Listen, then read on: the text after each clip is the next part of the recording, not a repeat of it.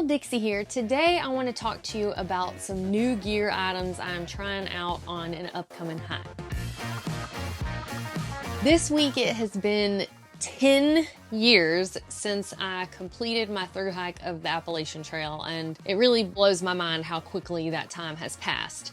But I have been wanting to get my son Bratcher out on a short little test run backpacking trip for like a while now. And I figured what better way to commemorate the 10-year anniversary of my completion of the AT than to take Bratcher out to the AT and do a little short trip and camp one overnight. This is some of the new gear that I plan to use on that trip. First, I've got a new shelter, the Zpacks Trio Pivot Tent.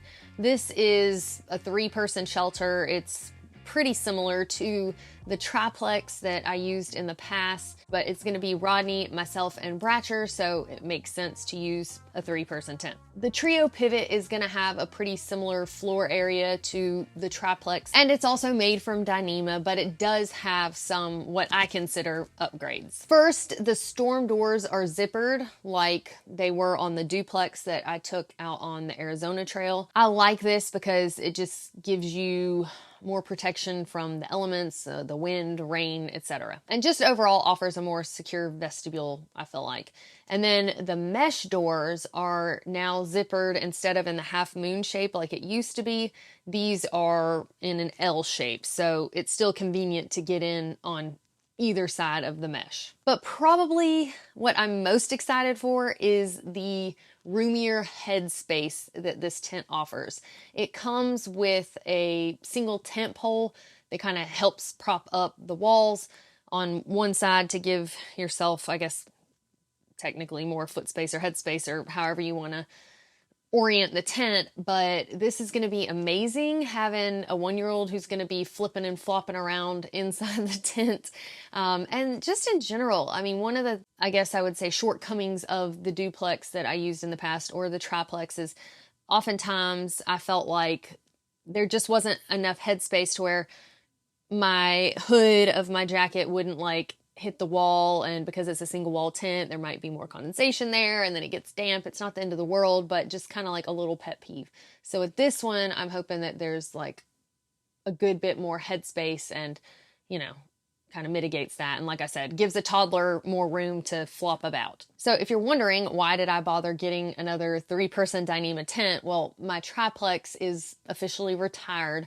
Rodney and I used it one last time on the Grand Canyon stretch of the Arizona Trail, because when I have 2 people, I prefer to have a 3-person tent. When I have, you know, myself, I like a 2-person tent. So I was like the number of people plus 1.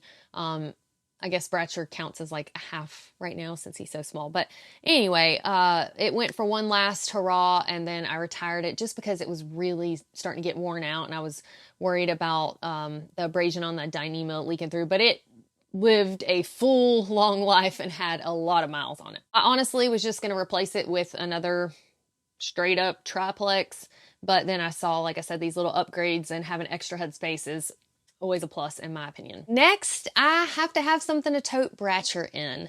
So I started looking at baby carriers, and there are multiple options out there. I asked on the Homemade Wanderlust page on Facebook, and a lot of y'all said that you like the Osprey Poco baby carrier, so I'm giving it a go. I think the way that we've worked it out is I'm gonna carry Bratcher and his gear, and then a fanny pack with some camera equipment in it.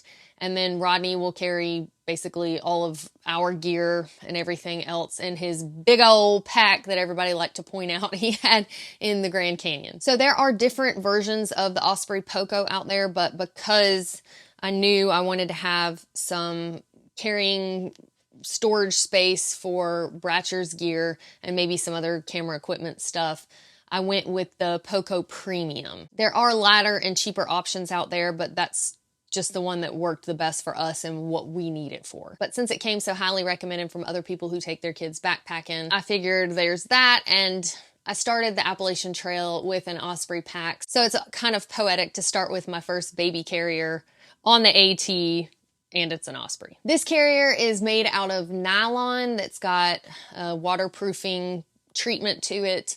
and it has an internal aluminum frame. The storage space that I'll have on the carrier is 36 liters, so that's just room for gear. The weight capacity of this carrier is 48.5 pounds, and that includes the weight of the child, the weight of whatever I put in it, and the weight of the pack itself, which the weight of the pack itself is 8 pounds, 5.4 ounces, and this cost me $420. Also, not a super cheap item, but it's something I think will be durable and last for years to come.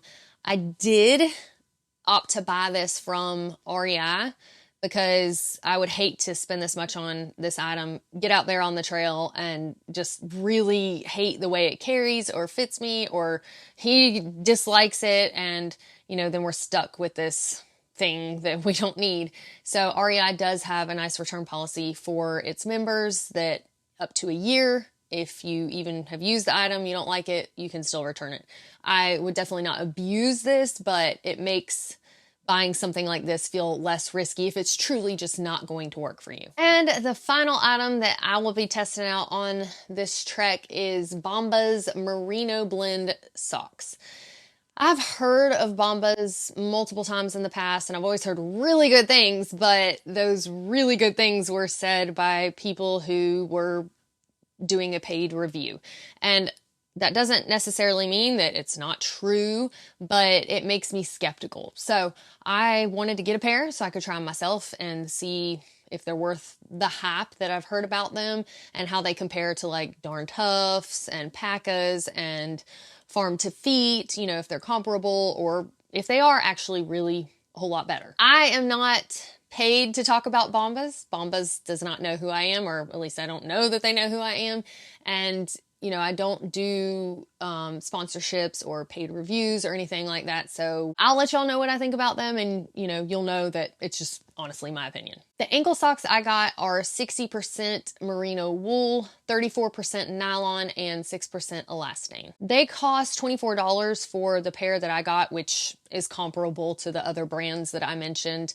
And they do also have a lifetime warranty, and they mention that it's okay if they've got holes in them, or if your dog decided to chew them up or whatever. So similar to the others that I mentioned, if they wear out on you, then you do get to trade them out for a new pair. So that's all the new stuff that I will be trying on this trip. Obviously, Bratcher is going to be trying out some new gear.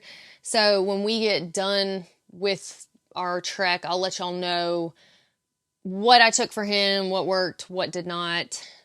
It honestly kind of scares me to say that, what did not work. I'm hoping that all of the gear I've selected for him will work out well. Before I go, I do also want to mention that because my 10-year anniversary of completing the AT is coming up, we are going to re-release my AT thru-hike documentary, and it will be an extended version. So there's going to be more footage that was not included before, but also there are some things that I'm excited about. Before, we put it out in 720p, so it's going to be a better quality now.